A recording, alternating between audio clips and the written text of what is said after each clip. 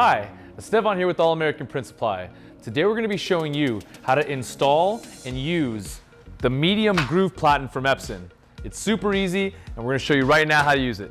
So this next part is super easy. All we're going to do is first remove the regular platen that you probably already have installed on your Epson direct-to-garment printer. I like to grab two different sides firmly and just try to lift up as straight as possible, like so.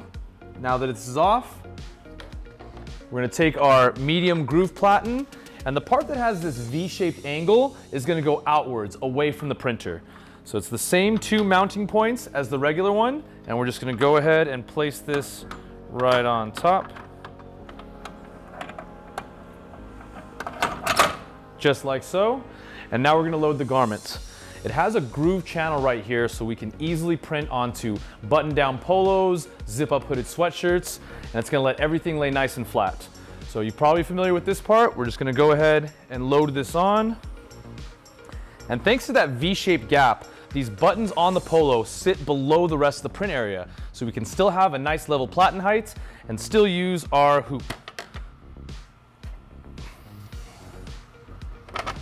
In the software, you need to make no changes. This is still going to use the normal medium 14x16 platen that your RIP software will already default to. Now we're ready to start printing. It's that easy. And that's it. For more information such as today's tutorial, I highly recommend you head over to the YouTube channel, which is AA Print Supply Co. on YouTube.com. Hit the red subscribe button and tap the post notification bell for more awesome content on any of our print-related products. Thank you so much for watching. We'll see you next time.